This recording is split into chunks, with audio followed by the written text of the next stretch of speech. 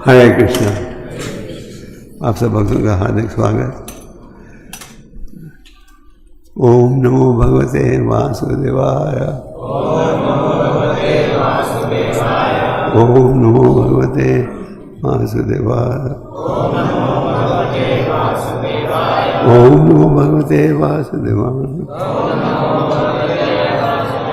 ओम ज्ञानतिमिरन्धस्य ज्ञानाञ्जनाशलाकया चक्षुर्मिलितं तस्मै श्रीचैतन्यमनोभीष्टं स्थापितं येन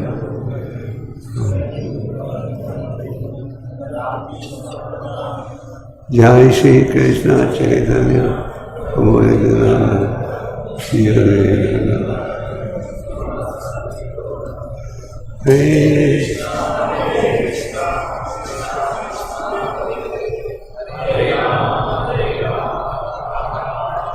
हरे कृष्णा। मैं गला था बैठ गया।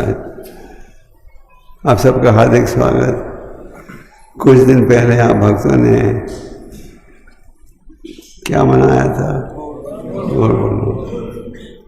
तो मैं सोच रहा था आज चैतन्य महाप्रभु जी के विषय में चर्चा की जाए। बोलेंगे महाप्रभु की। श्री कृष्ण चैतन्य प्रभु दया गुण मोहे तुम बिना के दयालु जगत संसार है। पतित पवन हेतु तवा मतारा मौसम पतिता प्रभु अपाय व्यारा। नरोत्तमदास ठाकुर बहुत ही ऊंची कोटि के भक्त है। वो इस प्रार्थना में कहते हैं, चैतन्य महाप्रभु आप दया कीजिए। आप सब अवतारों में सबसे दयालु अवतार हो। आप प्रकट हुए हो किस लिए? पतितों का उद्धार करने के लिए। तो इस कलयुग में हम सब पतित हैं और चैतन्य महाप्रभु प्रकट हुए थे हमें एक बड़ा सरल मार्ग देने के लिए। चैतन्य महाप्रभु के पिता का नाम था जगन्नाथ मिश्र, माता का नाम था सची देवी। यदा यदा ये धर्म से ज्ञानी भवति भारत विभूषण धर्म से सिद्धात्म श्री जाम। भगवान कहते हैं मैं अलग अलग समय में अवतारित होता हूँ। और क्यों?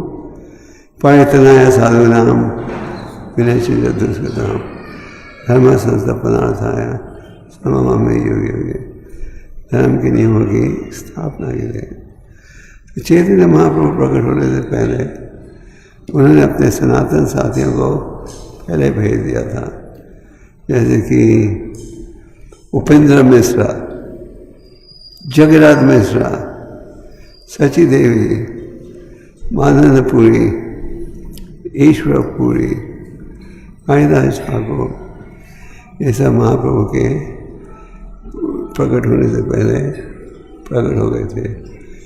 जैसे भगवान श्री कृष्ण ने पृथ्वी पर आए, उनके प्रकट होने से पहले उनके माता पिता इत्यादि प्रकट हो चुके थे। उपेंद्र मिश्रा के 7 बेटे थे। उनका जन्म का स्थान था जो आज बांग्लादेश में है, और वो आए नवद्वीप में। 7 बेटों में एक बेटे का नाम था जगन्नाथ मिश्रा। जगन्नाथ मिश्रा जो थे उनके शास्त्रों में बड़ी गहरी रुचि थी। तो बांग्लादेश को छोड़कर नवद्वीप धाम में आए। आज से 500 साल पूर्व नवद्वीप धाम भारत का सबसे प्रिय प्रसिद्ध शहर माना जाता था, खास करके हिंदुओं के लिए। आपको सुनाई दे रहा है? पीछे भी सुनाई दे रहा है? ये जोर से बोलें। सुनाई दे रहा है? तो चैतन्य महाप्रभु जगन्नाथ मिश्रा नवद्वीप में आए क्योंकि उनके शास्त्रों के अध्ययन में बहुत रुचि थी और उनका परिचय हुआ निलंबर चक्रवर्ती के साथ। निलंबर चक्रवर्ती बहुत ही ऊंची कोटि के जोशी थे और विद्वान। उनकी एक बेटी थी जिसका नाम था सची देवी। निलंबर चक्रवर्ती ने देखा जगन्नाथ मिश्रा में धार्मिक विचार का है, एक को तो नहीं आ रहा भाई, धार्मिक विचार का है। उन्होंने दोनों का, पहले साउंड ठीक था, बहुत ज़्यादा हो गया। हरे कृष्ण। तो उन्होंने दोनों का विवाह, पहले ठीक था, हाथ ही लगाना था, तो उन्हें दोनों का विवाह कर दिया। जगन्नाथ मिश्रा के 9 बेटियां थी जो जी नहीं पाए। फिर भगवान के बड़े भाई प्रकट हुए जिनका नाम था विश्वरूप। भगवान के सनातन साथी हैं भगवान नित्यानंद। कभी कभी वो बड़े भाई के रूप में प्रकट होते हैं, कभी कभी छोटे भाई के रूप में। जैसे भगवान राम जब प्रकट हुए छोटे भाई थे, जब भगवान श्री कृष्ण प्रकट हुए तो बड़े भाई बन गए, जब महाप्रभु प्रकट हुए तो वो भी बड़े भाई थे। तो जगन्नाथ मिश्रा का विवाह हुआ सच्ची माता के साथ।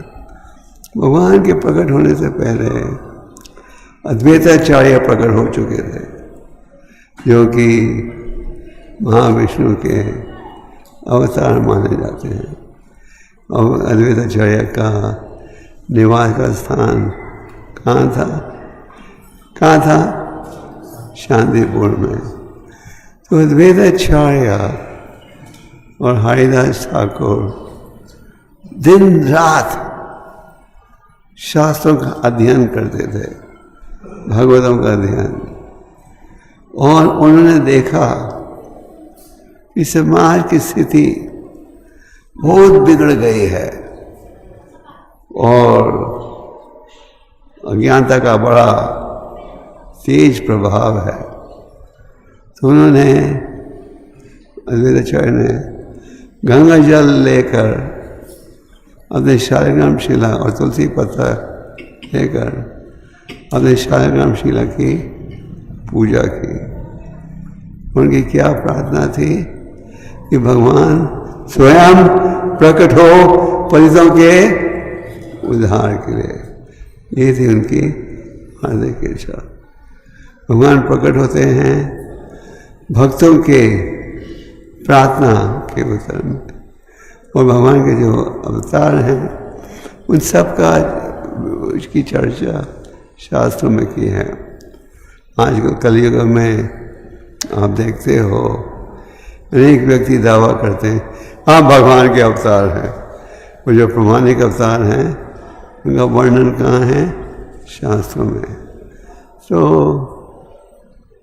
चैतन्य तो भगवान प्रकट हुए, तो भगवान ने देखा तो वो प्रकट हुए जगन्नाथ मिश्रा के हृदय से सच्ची माता के हृदय में। भगवान प्रकट हुए कब? उस समय जबकि पूरा समाज जुड़ा हुआ था हरिनाम के उच्चारण में। तो भगवान प्रकट हुए उस वातावरण में जबकि हरिनाम का जोर जोर से कीर्तन हो रहा था, और भगवान ने अपने लीला द्वारा यह प्रकट किया क्योंकि रुचि थी केवल हरिनाम में। और उनको अगर रोना उनका बंद करना होता था तो कैसे बंद करते थे? हरिनाम सुनकर। भगवान की अनेक लीलाएं हैं। परम भगवान के विषय में 3 प्रसिद्ध ग्रंथ हैं जिनके द्वारा आप ज्ञान प्राप्त कर सकते हो। एक है चैतन्य चरितमृत, जिसकी रचना कृष्णदास काविराज ने की और श्रील प्रभुपाद ने इस ग्रंथ का अनुवाद किया है। एक थे वृंदावन दास ठाकुर, जिन्होंने हमें चैतन्य भगवत दिया है। एक थे लोचन दास ठाकुर, जिन्होंने कौन सा ग्रंथ दिया? चैतन्य मंत्र। तो भगवान ने बचपन से ही अद्भुत लीलाएं प्रकट की। आप भागवतम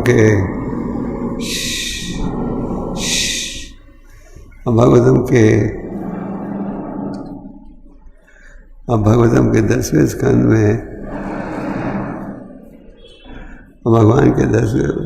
भागवतम के 10वें स्कंद में भगवान की अनेक लीलाओं का ज्ञान प्राप्त करते हो। जब भगवान की लीलाओं के विषय में आप पढ़ते हो, क्या देखते हैं?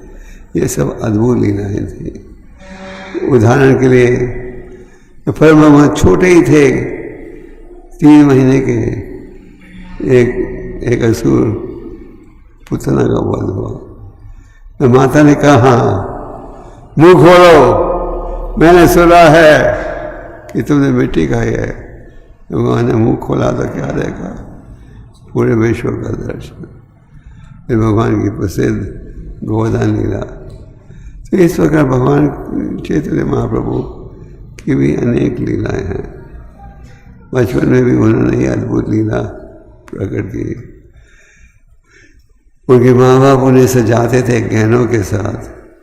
एक समय चोरों ने उन्हें किडनैप कर लिया था और उनका इरादा ये था कि दूर तक जाएंगे और गहनों को छीन लेंगे।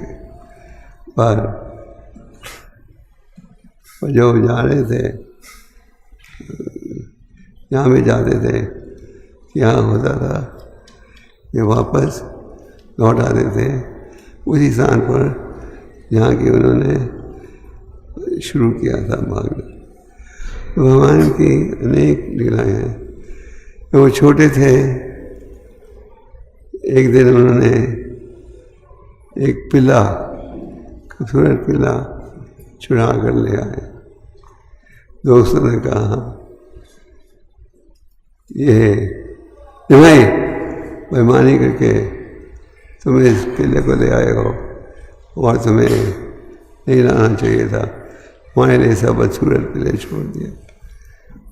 और माई की माँ ने कहा, हम तो ब्राह्मण हैं, ब्राह्मणों के घर में पिल्ले थोड़ी रख सकते हैं।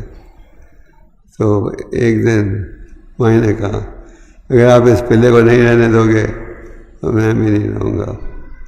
और एक दिन जब भगवान स्नान करने गए थे तो उनके माता ने पिल्ले की रस्सी खोल दी, जिसके कारण पिल्ला घर से चल पड़ा। जब निमाई स्नान करने गए थे, उनके एक मित्र ने आकर कहा, निमाई तुम्हारी माता ने पिल्ले को छोड़ दिया है। निमाई बड़े क्रोधित हुए, सबको भेजा मित्रों को, खोजो कहाँ है ये पिल्ला। और फिर जब खोजा तो कहाँ था? शहर के बीच में हरि नाम का कीर्तन कर रहा था, 2 पैरों में नाच रहा था, 2 हाथों को ऊपर उठाया था और क्या गा रहा था? हरे कृष्ण जब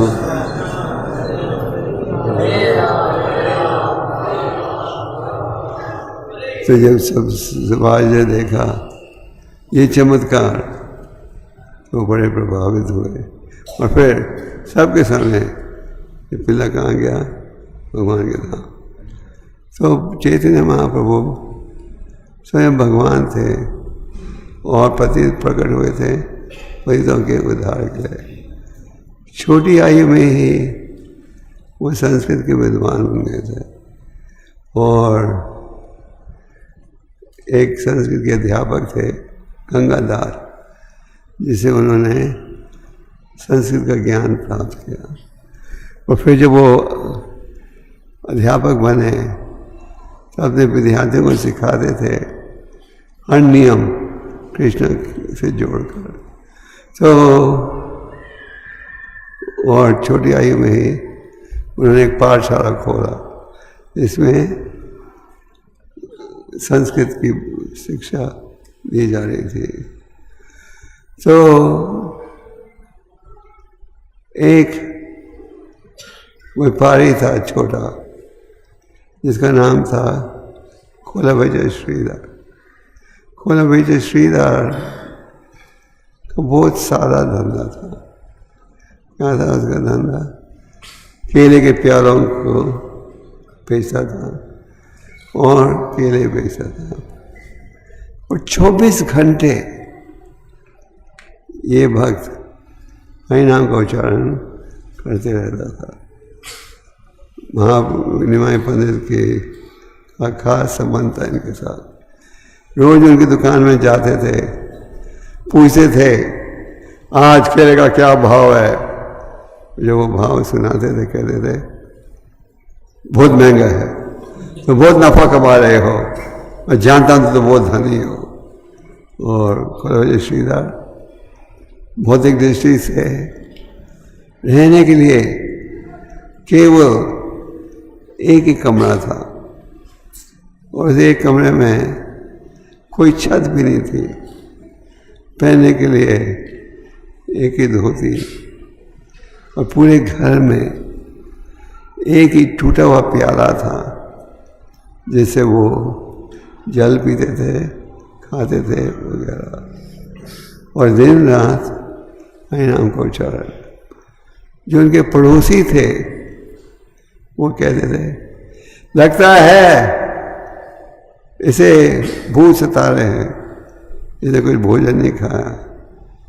तो दिन कहा तो जोर से सब सोते थे, वो हरिनाम का उच्चारण। तो महाप्रभु ने रोज उसकी दुकान में जाते थे।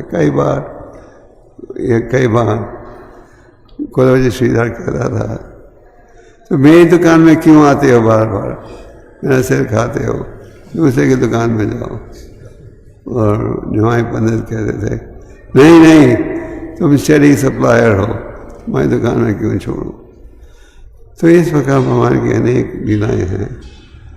और भगवान ने जैसे कहा मैंने, नवद्वीप शहर जो था बड़ा प्रसिद्ध शहर था, और संस्कृत के अनेक विद्वान वहाँ निवास कर रहे थे। एक संस्कृत का विद्वान था जिसका नाम था केशव कश्मीरी। केशव कश्मीरी की भक्ति भावना नहीं थी, वो उनके मन में ये घमंड था, भाव था मैं सबसे प्रसिद्ध संस्कृत का विद्वान हूँ। और लोगों के साथ वो डिबेट करते थे, और जब वो हार जाते थे उन्हें कहते थे ये विजय पत्र है कि मैंने तुम्हें हराया, दस्तखत करो। तो इस प्रकार का व्यवहार था।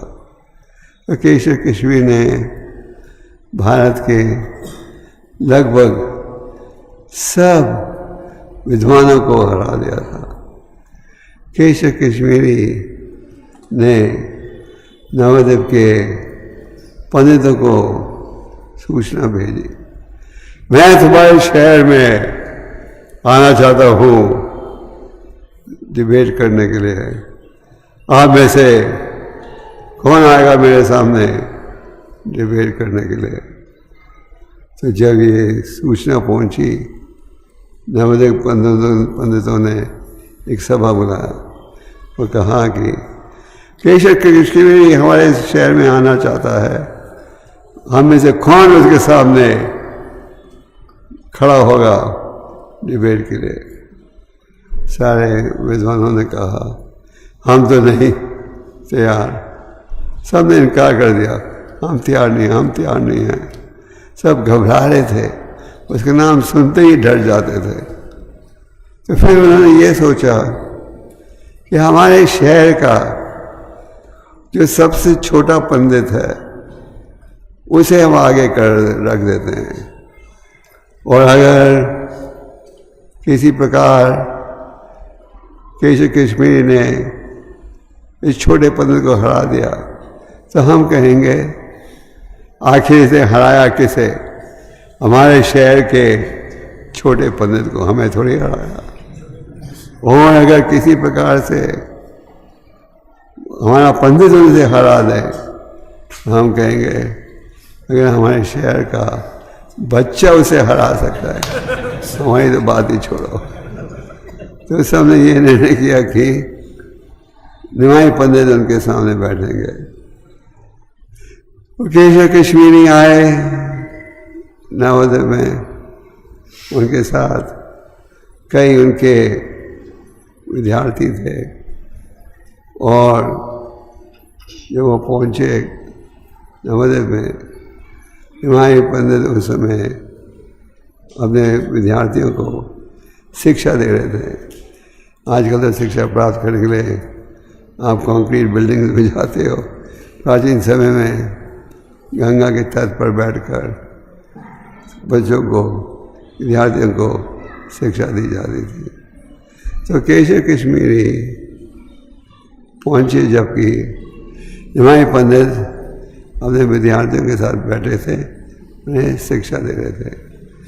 केशव कश्मीरी ने कहा, क्या तुम ही हो निमाई पंडित जिसकी मैं इतनी प्रशंसा सुनता हूँ और सुना है आप बड़े विद्वान हो? निमाई का क्या व्यवहार था, निम्रता का। निमाई ने हमें क्या दिया है? 8 श्लोक जिन्हें हम शिष्टाष्टक के नाम से जानते हैं। और तीसरे श्लोक में क्या कहा भगवान ने? निनाद भी सुनी चाहिए ना, तो पीस है ना, अमानी न मना देना सलाहरी। निमाई ने कहा, लोग कहते हैं कि मैं बड़ा विद्वान हूँ और मैं लगभग कुछ नहीं जानता, और आप जो हो बड़े विद्वान हो। केशव कश्मीरी ने कहा, आप कोई रचना सुनाइए मुझे।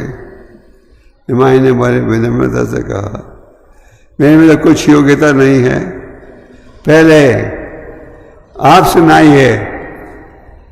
और केशव कश्मीरी ने 1 घंटे के अंदर 100 श्लोकों की रचना कर दी, जिसमें किसकी प्रशंसा हो रही थी? गंगा नदी की। और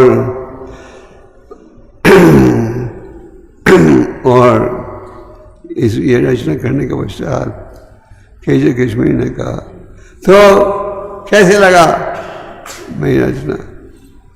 निमाई ने कहा, बहुत सुंदर, बहुत प्रभावशाली, पर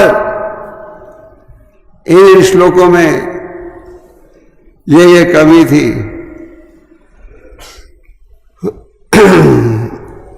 और निमाई ने उन 100 श्लोकों का उच्चारण कर दिया जिनका उच्चारण केशव कश्मीरी ने किया था। एक बार सुनने से ही उन्होंने 100 श्लोकों को कंठस्थ कर लिया था। आप भागवतम में देखते हो कि जब परीक्षित महाराज को सूचना प्राप्त हुई कि 7 दिन के पश्चात उनका अंत आएगा, परीक्षित महाराज ने क्या किया? उस समय के उपस्थित संतों को निमंत्रण दिया। आजकल आप लोगों के पास SMS है, वो लगता है कि उन दिनों में SMS से भी ज़्यादा अच्छी कोई सुविधा थी, क्योंकि मिनटों में सारे पंडित वहाँ पहुँच गए। और उनका क्या प्रश्न था? जिस व्यक्ति का अंत आने वाला है उसे क्या करना चाहिए? कईयों ने राय दी। उनमें एक संत थे सुखदेव गोस्वामी, जिन्होंने कहा कि कृष्णा के विषय में आपको सुनना चाहिए। और जिसके पश्चात उन्होंने पूरे भागवत का उच्चारण किया। तो वो भगवत का उच्चारण कर रहे थे।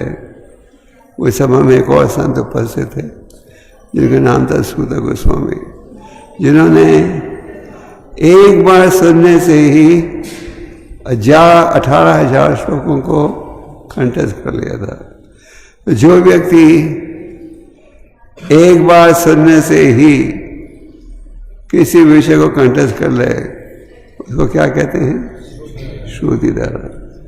तो केशव कश्मीर ने बहुत तेजी के साथ 100 श्लोकों का उच्चारण किया था और निमाई पंडित ने एक बार सुनने से ही उन्हें कंठस्थ कर लिया। और जब निमाई ने इन श्लोकों का उच्चारण किया तो केशव कश्मीरी आश्चर्य हो गए थे। उन्होंने कहा कि मैंने तो इन श्लोकों का उच्चारण वायु की तेजी के साथ किया था, तुमने एक बार सुनने से कैसे इन्हें कंठस्थ कर लिया? और निमाई ने उनको कहा, कई श्लोकों का उच्चारण किया, कहा इसमें ये दोष है, इसमें ये कमी है, इसमें ये कमी है। केशव कश्मीरी निमाई के प्रश्नों का उत्तर नहीं दे पाए और निमाई के जो विद्यार्थी थे उपस्थित वो हंसने लगे। देखो हमारे अध्यापक ने ये कमियां सुनाई और केशव कश्मीरी उनके प्रश्नों का उत्तर नहीं दे पाए। तो केशव कश्मीरी की हंसी उड़ा रहे थे। पर निमाई का सिद्धांत था विनम्रता, सहनशीलपन। निमाई ने केशव कश्मीरी की सुरक्षा की। निमाई ने कहा वो थके हुए हैं अभी, तो आज उत्तर नहीं देंगे, कल देंगे। तो केशव कश्मीरी जब घर में पहुंचे तो उन्होंने सरस्वती की पूजा की। वो सरस्वती के उपासक थे। उन्होंने सरस्वती से कहा, आपने हमेशा मेरी सुरक्षा की है, आज पहली बार जब मेरी गलतियों को निकाला मैं उत्तर नहीं दे पाया, आप मेरे से नाराज हो। सरस्वती ने कहा, ये जो लड़का निमाई पंडित ये कोई साधारण व्यक्ति नहीं है, ये कौन है? ये स्वयं भगवान है। तुम इनके शरणागत हो जाओ। जिसके पश्चात केशव कश्मीरी निमाई के शरणागत हो गए। तो निमाई ने सम के दिन आंदोलन अपना आरंभ किया श्रीवास आंगन में। अगर आप मायापुर गए हो तो श्रीवास आंगन हमारे मंदिर से ज़्यादा दूर नहीं है। श्रीवास आंगन में 1 साल के लिए निमाई पंडित महाप्रभु अपने भक्तों के साथ क्या कर रहे थे? कीर्तन करते थे। और ये कीर्तन पूरी रात होते रहता था, 8-9 घंटे एक साथ। और ये कीर्तन 8-9 घंटे होता था। और एक दिन कीर्तन के बाद भक्तों को भूख लगी थी। तो भक्तों ने कहा, हमें भूख लग रही है। तो निमाई ने क्या किया? एक और अद्भुत लीला प्रकट की। आम के पेड़ का बीज बो दिया, क्योंकि मिनटों में क्या बन गया? एक बड़ा पेड़ जिसमें 200 पके हुए आम थे।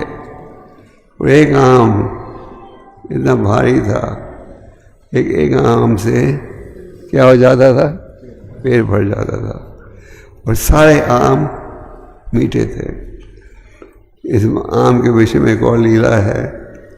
हमारे परम गुरु भक्ति सिद्धांत जी छोटे थे, उनके पिता थे भक्ति विनोद ठाकुर। भक्ति विनोद ठाकुर ने चैतन्य महाप्रभु जी की जो असली शिक्षा है उसको ठीक रूप से प्रकट किया और अंग्रेजों के राज और छोटी आयु में ही उन्होंने विमला प्रसाद को आध्यात्मिक ज्ञान दिया था। उन्होंने शुद्ध रूप से कृष्ण भक्ति की स्थापना की। उनकी प्रार्थना थी भगवान से कि मुझे कोई ऐसी संतान भेजो जो कि मेरे आंदोलन को आगे ले जा सके। और इस प्रार्थना के उत्तर में भगवान ने कैसे भेजा? विमला प्रसाद को भेजा। तो विमला प्रसाद जब छोटे थे, भगवान ने उनके पिता ने शिक्षा दी थी कि भगवान को भोग लगाए बिना कुछ नहीं खाना चाहिए। भगवान गीता में कहते हैं जो व्यक्ति भोग लगाए बिना खाए वो केवल पाप खा रहा है। आप में से कितने भक्त हो इस सभा में तो केवल प्रसाद खाते हो? तो एक दिन भक्ति सिद्धांत जी जिनका नाम बचपन में था विमला प्रसाद, उन्होंने आम खा लिया था भगवान को भोग लगाए बिना। जब उनके पिता को ये पता लगा कि बेटे ने आम खा लिया है भोग लगाए बिना, तो पिता ने कहा कि ठीक नहीं था और भविष्य में मत करना। भक्ति सिद्धांत जी ने इतनी गंभीरता से इसे स्वीकार किया कि जिंदगी भर उन्होंने आम नहीं खाया। जब उनके शिष्य आम लाते थे कहते थे मैंने अपराध किया है। तो महाप्रभु के बीज बोने से एक साल के लिए लगातार वो पेड़ से 200 पके आम रोज निकलते थे। जब महाप्रभु कीर्तन कर रहे थे श्रीवास आंगन में, केवल जो उनके प्रसिद्ध प्रिय भक्त थे उन्हें ही अंदर रखा जाता था। उन दिनों में कई लोग साहजा आचरण प्रकट करते थे और महाप्रभु नहीं चाहते थे कि लोग उनको गलत समझें। तो केवल जो उनके प्रिय भक्त थे उन्हें अंदर आने का अधिकार था। एक समय महाप्रभु गंगा की तरफ जा रहे थे स्नान करने के लिए, तो एक ब्राह्मण मिला जैसे कि श्रीवास और उनके साथियों ने उन्हें अंदर आने नहीं दिया। इस ब्राह्मण ने अपने झिनुक को हाथ में लपेटा और कहा मैं कल आया था तुम्हारे कीर्तन मंडली में उपस्थित होने के लिए, तुम्हारे साथी ने मुझे आने नहीं दिया। मैं तुम्हें श्राप देता हूँ, तुम्हें जिंदगी भर कभी भौतिक सुख नहीं मिले। और महाप्रभु ने कहा बहुत बहुत धन्यवाद, थैंक यू। कोई अगर आपको ये श्राप दे कि भौतिक सुख नहीं मिले, आपको कहना चाहिए थैंक यू। तो श्रीवास अंगन में कीर्तन शुरू हुआ, हरि नाम का कार्य, और रोज कीर्तन होता था। जब महाप्रभु ने अपना संकीर्तन आंदोलन आरंभ किया, कईयों ने उनका विरोध किया। एक थे मुसलमान लोग। 500 साल पूर्व मुसलमानों की आबादी प्रजा की आबादी की तुलना में 1% भी नहीं थी, और जब भी उन्होंने हिंदुओं पर राज्य किया मुझे तो समझ नहीं आता कैसे। तो मुसलमान जो थे उन्होंने शिकायत की अगर हम निमाई के संकीर्तन आंदोलन में नहीं रोकेंगे तो फिर सारे मुसलमान हिंदू बन जाएंगे। और नवद्वीप में बंगाल के राजा नवाब हुसैन शाह का एक प्रतिनिधि था जिसका क्या कहा जाता था, चांद काजी। चांद काजी एक रूप से धर्म का प्रतिनिधि भी था। तो मुसलमानों ने शिकायत की चांद काजी से, ये निमाई पंडित के संकीर्ण आंदोलन को रोकना चाहिए, नहीं तो इस्लाम धर्म खतरे में आ जाएगा। और एक मौला था जो दिन में कई बार जाकर चांद काजी को कहता था, तुम्हें निमाही के संकीर्ण आंदोलन को रोको, नहीं तो हम सब मुसलमान हिंदू बन जाएंगे। तो चांद काजी ने कहा, तुम कई बार आते हो दिन में शिकायत करने के लिए, रोको रोको रोको। जब भी मैं तुम्हें देखता हूँ तो देखता हूँ कि तुम हरि नाम का जाप कर रहे हो। ये क्या है? एक तरह से बोलते रोको, तो इस तरह से हरि नाम का उच्चारण करे। तो उस मौले ने कहा, ये बात सच है, जब से मेरा परिचय हुआ है हरि नाम के साथ, ये हरि नाम में जीभ से निकलता ही नहीं।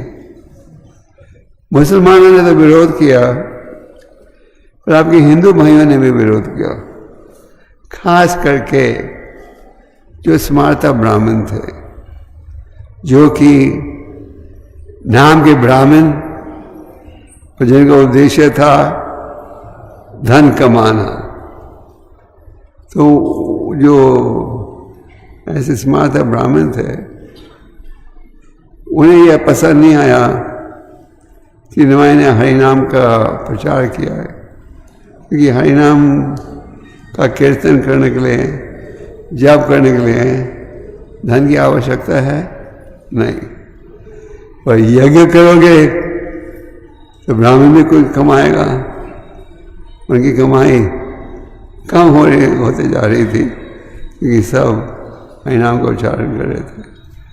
पूरा नवद्वीप में सब हरि नाम का उच्चारण कर रहे थे दिन रात। तो जब केशव, तो जो हिंदू ब्राह्मण थे, उन्होंने भी कान जानकारी को शिकायत की, निमाई पंडित ने कोई नकली धर्म शुरू कर दिया है, या हमारे शास्त्र में कहाँ इसका वर्णन नहीं है, हरि नाम का उच्चारण रोको, इसके संकीर्ण आंदोलन को। एक विदेश का देश है इंडोनेशिया, हमारे भक्त, अमेरिकन भक्त वहाँ पहली बार गए थे प्रचार करने। उन्होंने एक हिंदू सभा में कह दिया कि व्यक्ति ब्राह्मण बनता है कर्म के अनुसार, जन्म के अनुसार नहीं। जिसके कारण इन ब्राह्मणों ने शिकायत करके कई सालों तक हमारे स्कूल के भक्तों को अंदर आने नहीं दिया।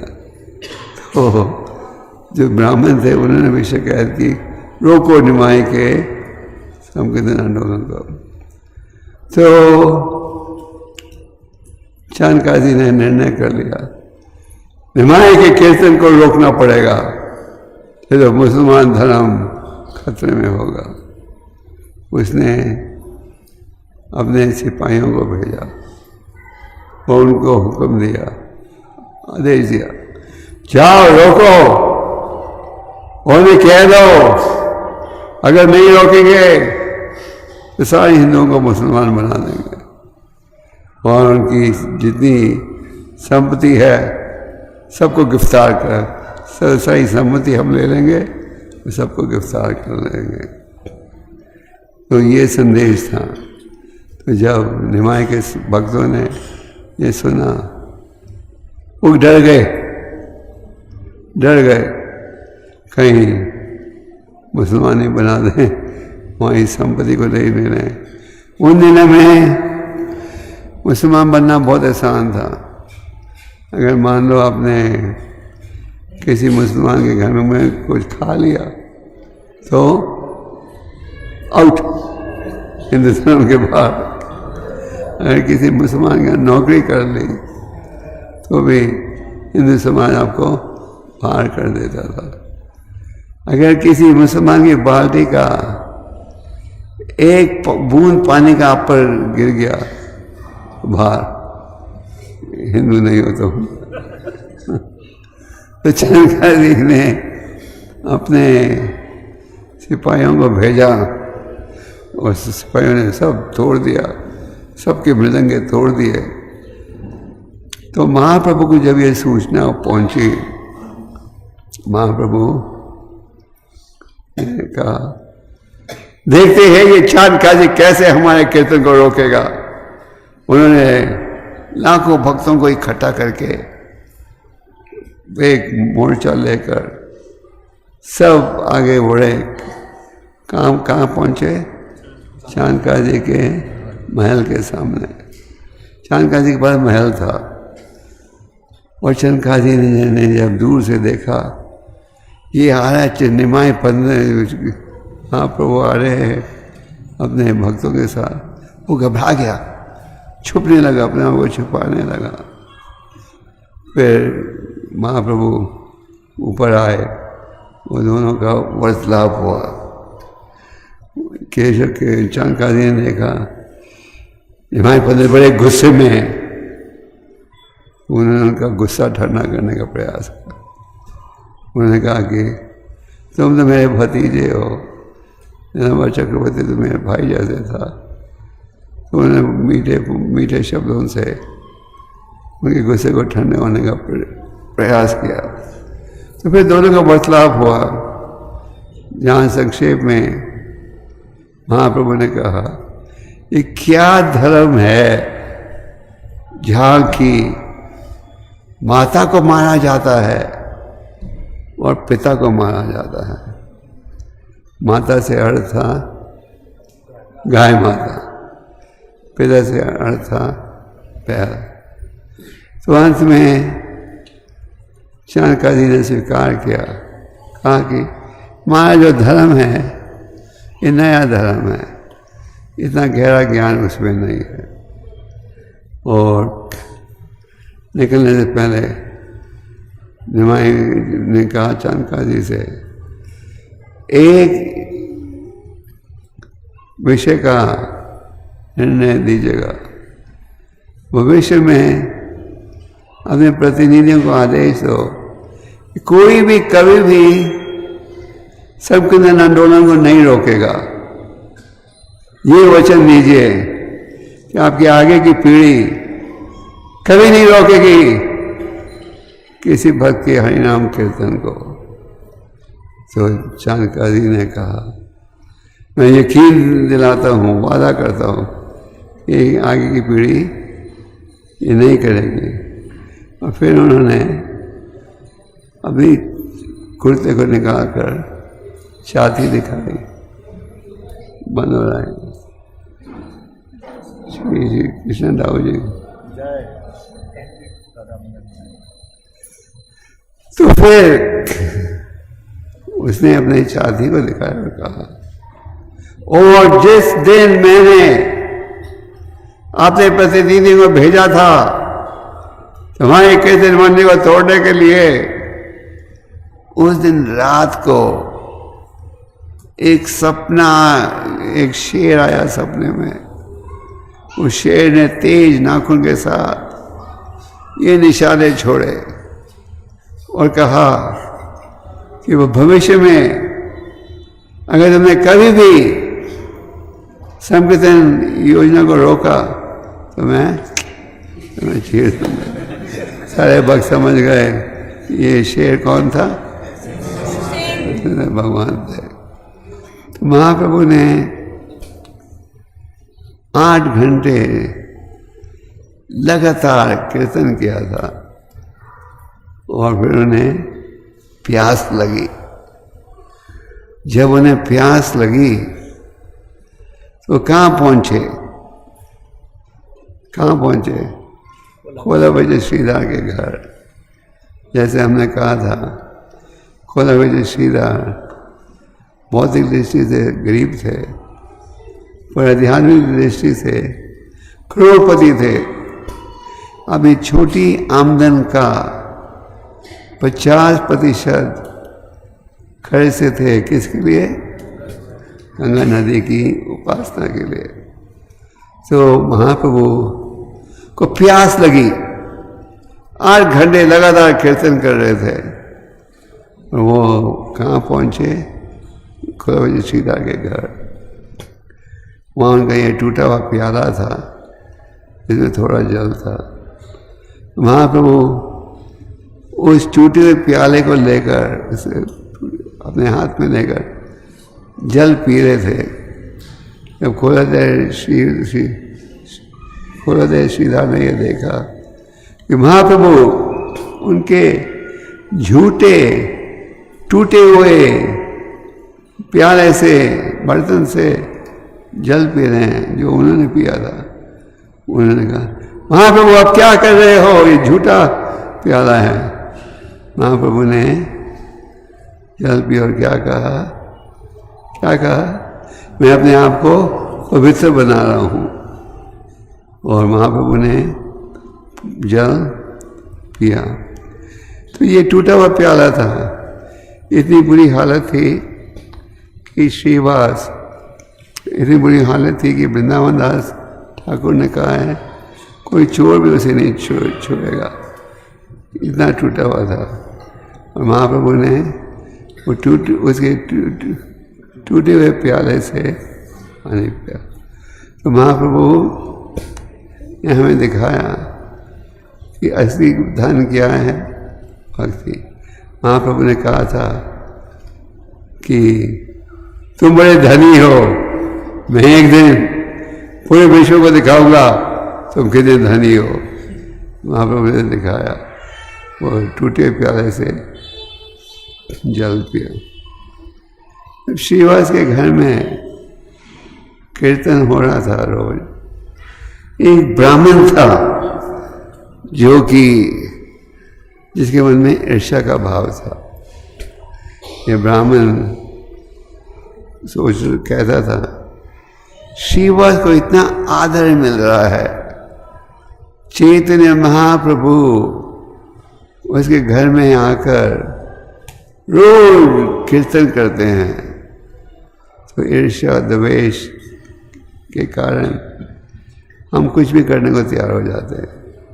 तो इस ब्राह्मण ने सोचा मुझे बेइज्जती करने दो। उसने जो वस्तु दुर्गा को अर्पण की जाती है, मांस, शराब, ये सब सामान क्या किया, रख दिया श्रीवास के दरवाजे के सामने, शराब की बोतल। तो सुबह जब श्रीवास जागे, उन्होंने दरवाज़ा खोला तो देखा ओ मांस, सड़ा हुआ खाना, शराब की बोतल। उन्होंने कहा पड़ोसियों देखो, मैं तुम सबको धोखा दे रहा था। मैं भगवान कृष्ण का भक्त नहीं हूं, मैं हूं दुर्गा का भक्त। किसी ने विश्वास नहीं किया। सबने गाय के मूत्र गोबर को लेकर पूरे इलाके को साफ कर दिया। इसका क्या परिणाम हुआ? ये जो ब्राह्मण था जिसने प्रयास किया था श्रीवास की बेइज्जती करने के लिए, उस ब्राह्मण को कोढ़ की बीमारी हो गई। और इतनी गहरी कोढ़ की बीमारी थी कि ब्राह्मण का शरीर सारा दुख रहा था। इतनी बदबू आती थी उसके शरीर से कि उसको शहर छोड़ना पड़ा। तो वो एक दिन जब महाप्रभु स्नान करने जा रहे थे गंगा में, तो इस ब्राह्मण ने कहा मुझे माफ़ कर दो, माफ़ कर दो। मेरे मन में ईर्ष्या का भाव था। महाप्रभु ने कहा नहीं,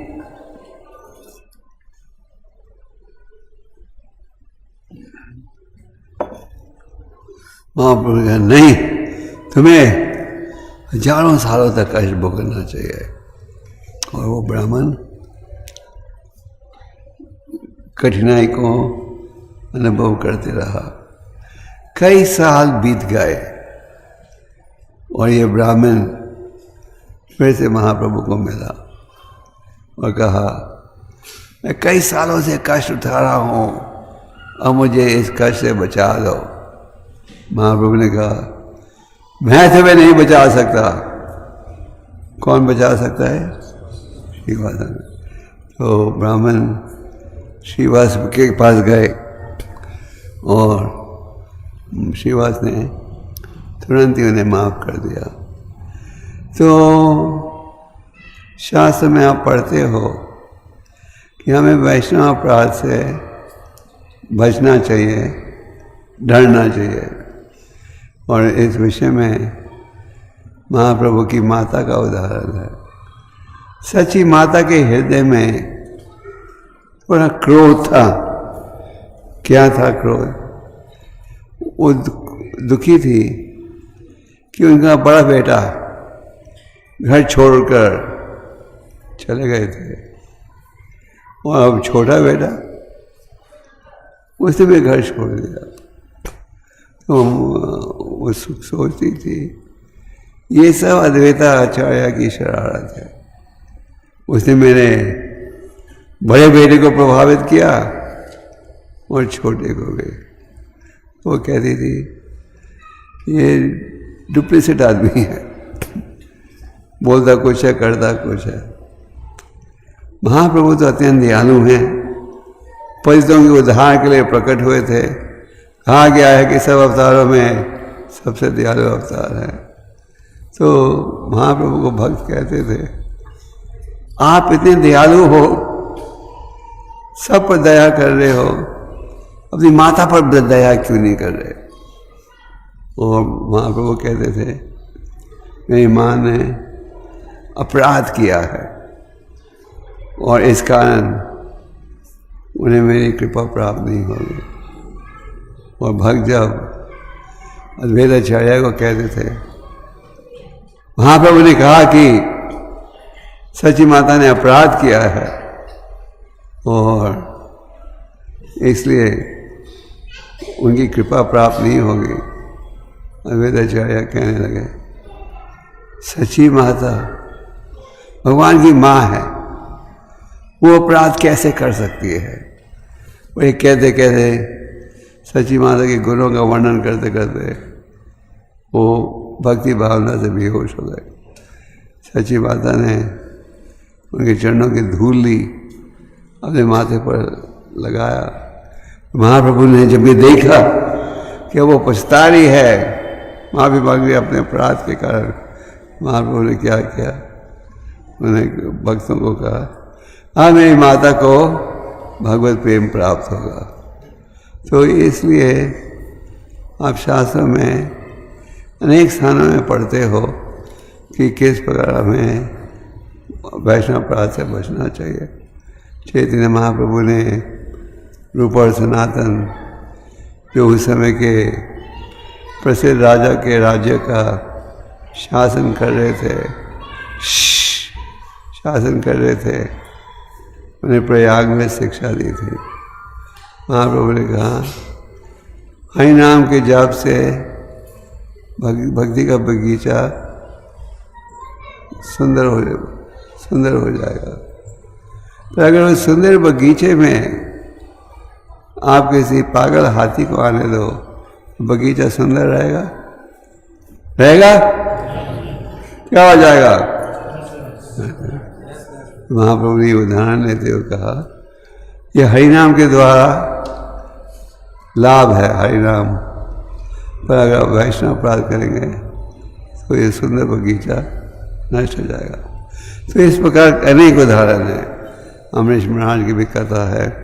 तो हमें वैष्णव अपराधों से बचना चाहिए और वैष्णव अपराध से बचेंगे, भक्ति ज़्यादा सरल हो जाएगी। तो इस प्रकार चैतन्य महाप्रभु की अनेक लीलाएं हैं। श्री कृष्ण चैतन्य राधा कृष्ण ही आनया, यही राधा कृष्ण प्रकट हुए चैतन्य महाप्रभु के रूप में। महाप्रभु ने अपने प्रचार के द्वारा हजारों लोगों को वैष्णव मत बनाया। जो मायावादी सन्यासी थे उनको प्रभावित किया, जो बुद्धिस्ट थे उन्हें जोड़ा। जब दक्षिण भारत की यात्रा की पूरी प्रजा को उन्होंने जोड़ दिया था हरिनाम के साथ। तो महाप्रभु ने हमें एक बड़ा सरल साधन दिया है। वो क्या है? हरिनाम का उच्चारण। हरिनाम हरिनाम हरिनाम एवं केवल लो न सेवा क्यों गति रखता। शास्त्र में कहा गया है जो लाभ इस कलयुग में हरिनाम के द्वारा प्राप्त होता है, दूसरे युगों में अलग अलग साधन थे। सती युग में साधन था भगवान का चिंतन, द्वापर युग में साधन था बड़े बड़े यज्ञ, द्वापर युग में साधन था महंगी महंगी भेंटों का अर्पण करना। वही लाभ इस कलयुग में प्राप्त हो सकता है। किसके द्वारा? हरिनाम के द्वारा। हमें ध्यानपूर्वक हरिनाम का जाप करना चाहिए। कली काले नाम पर कृष्ण अवतार, भगवान अवतारित हुए हैं उनके नामों के द्वारा। तो आप सबका भाग्य है कि आप इस्कॉन संस्था से जुड़े हो, जहाँ की आपको असली संदेश दिया जा रहा है। इसका लाभ उठाओ, अपने जीवन को सफल बनाओ। चैतन्य महाप्रभु की, गौरंगा की, हरिनाम महामंत्र की, इस्कॉन जयपुर की, गौर प्रेमानंद। हरे कृष्ण। कोई प्रश्न पूछना चाहते हो? किसका कोई प्रश्न है? यस। जैसे वैष्णव अपराध हो जाता है तो मन में हमेशा कंटम्पलेट चलता रहता है कि मैंने ऐसा करता, उस समय क्या करना चाहिए? अगर वैष्णव अपराध हो गया है किसके प्रति, तो आप मच्छर आया आंख अंदर नहीं चाहिए। अगर वैष्णव अपराध हो जाए तो हमें उस व्यक्ति के पास जाकर माफी मांगनी चाहिए और ये निर्णय करना चाहिए फिर से हमें अपराध नहीं करेंगे। ये नहीं आज अपराध, कल सॉरी, फिर अपराध, फिर सॉरी। ठीक है ना? ओके। और कोई प्रश्न? No more questions?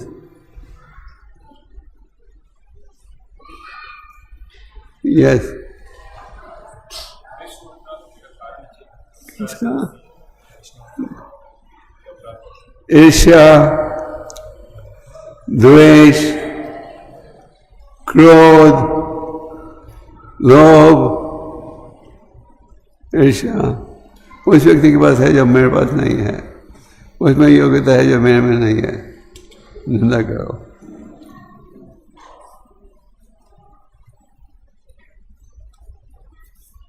ओके। और कौन? हाँ,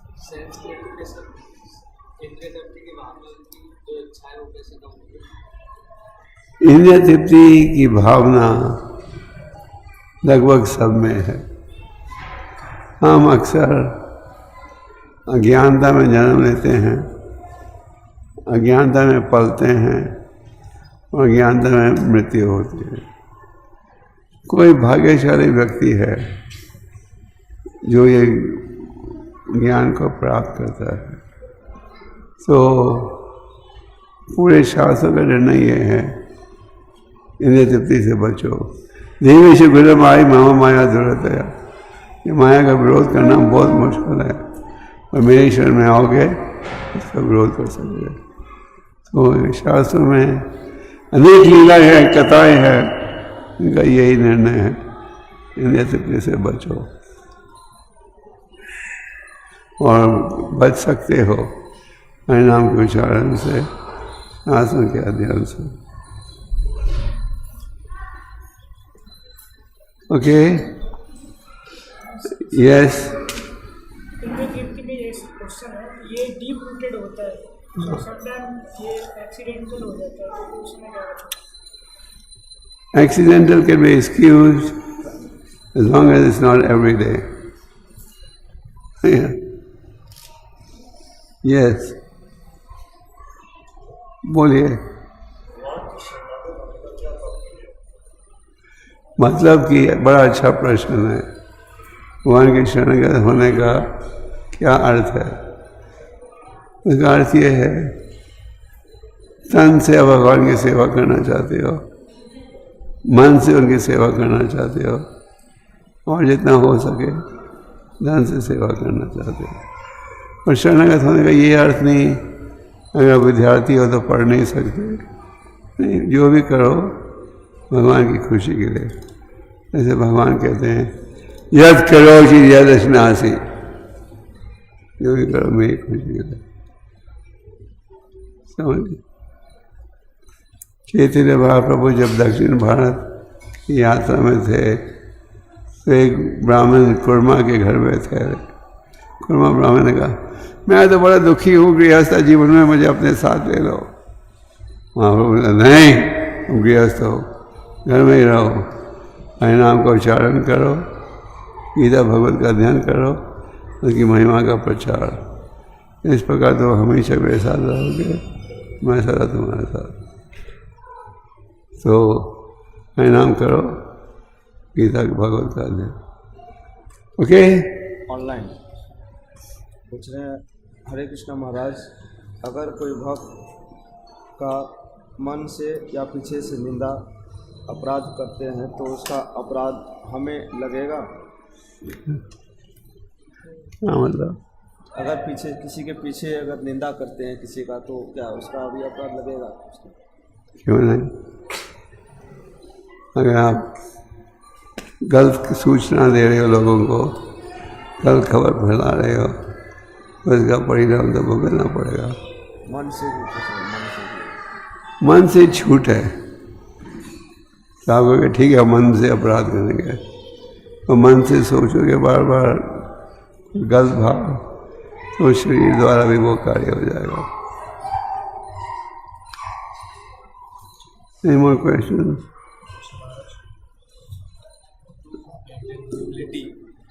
How to maintain humility? The first question is how to develop humility. Humility doesn't mean I just speak softly. Humility means I am ready for direction, I am ready for correction, and offer respect to others without expecting anything in return. That is humility. Take direction. If someone tells you, Prabhu, these are the areas to improve, and you do it. You follow? Service attitude. Service attitude. Yeah. Service attitude. Yes. How to develop service attitude? By serving. As you serve, you get in the mood of serving. कई बार लोग बोलते हैं, हरिनाम में रुचि कैसे बढ़ेगी? हरिनाम लेने से। शास्त्र में रुचि कैसे बढ़ेगी? शास्त्र पढ़ने में। सेवा की रुचि कैसे बढ़ेगी? सेवा करने में। नो। यस।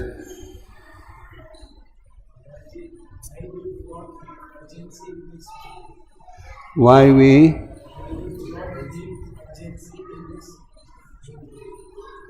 I'm sorry. क्या हुआ? What is that? आपको नहीं लगता कि जल्दी लेना चाहिए वो? ये आपका प्रश्न? मतलब कि कई बार हम जब प्रचार करते हैं, लोग कहते हैं आज नहीं कल भक्ति करेंगे, कल नहीं परसों, परसों नहीं तरसों, हम पोस्टपोन करते रहते हैं। और शास्त्र में कहा गया है कदम कदम पर खतरा है और कुछ पता नहीं अंत कब आएगा। हमें तुरंत ही सावधान, हमेशा सावधान रहना चाहिए। ये था आपका प्रश्न। Any more question? Online question है। हाँ, हरे कृष्णा महाराज, how to chant attentively and effectively? how to chant attentively and effectively by endeavoring, मतलब कि जब आप 16 माला जाप करने को बैठते हो, एक ही कार्य कीजिए, ध्यान से जाप कीजिए और सुनिए। मन भटकता है, भटकने दो। और अगर जितने सावधानी से जाप करोगे उतना ही तेज प्रभाव बढ़ेगा, विनम्रता का भाव बढ़ेगा, हरिनाम में रुचि बढ़ेगी। यस, जोर से बोलना पड़ेगा, हम बच्चे बात कर रहे हैं।